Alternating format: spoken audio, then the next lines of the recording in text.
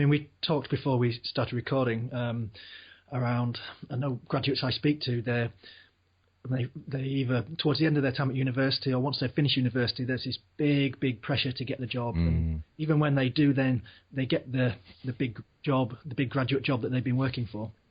And then often the reality is very different to the perceived anticipation of what it was going to be like. Yeah. And there's this pressure to find a job that you love. Yeah, that's true. The reality is different. Well, there's some stuff around in the media even this week around sort of criticising the idea that people should be even encouraged to find a job that they love, because when you get there, the job isn't that great.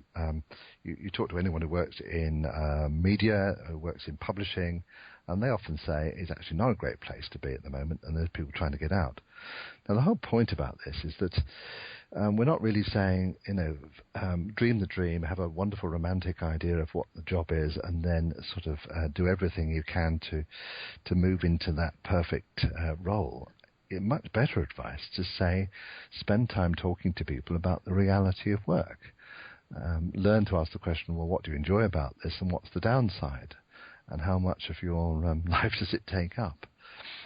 Because it's binary thinking, isn't it? It's this, either I have a job that I really love, or I have a safe, steady, boring job that pays the bills.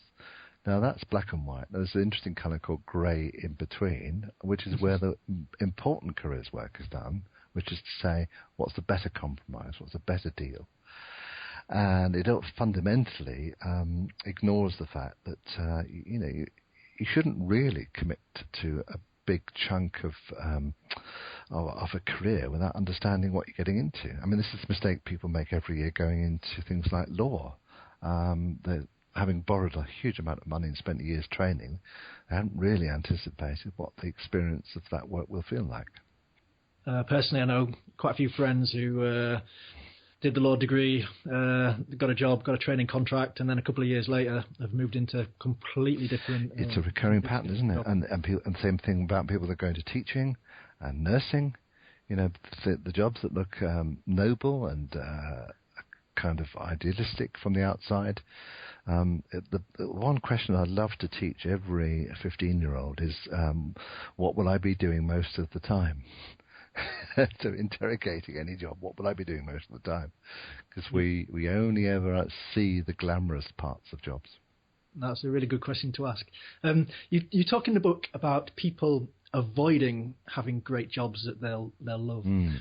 Why do you think this is often the case? Because I think that it's a safety thing, because it means looking hard at the working compromise you've already accepted, looking hard at the efforts you're already making, if you like, to avoid change. And it also means stepping outside your comfort zone and talking to people. Now, strangely enough, what people do is make the assumptions that if I'm going to change career, I'm going to have to retrain. That's a big assumption. Or I'm going to have to take a huge salary cut, another assumption.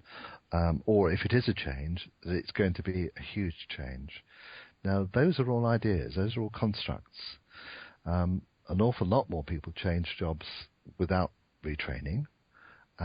You don't necessarily have to take a huge pay cut, particularly if you're only sort of in your mid-20s.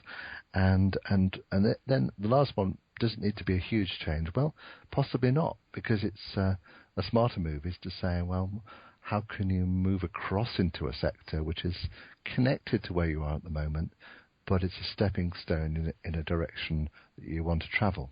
That's I think why people avoid it, because it's threatening, frightening, but the assumption is that you're going to have to step way outside your comfort zone, and actually that people never do that. What they do, if you have to give them the right support, is that they step just to the edge of their comfort zone, and that's enough.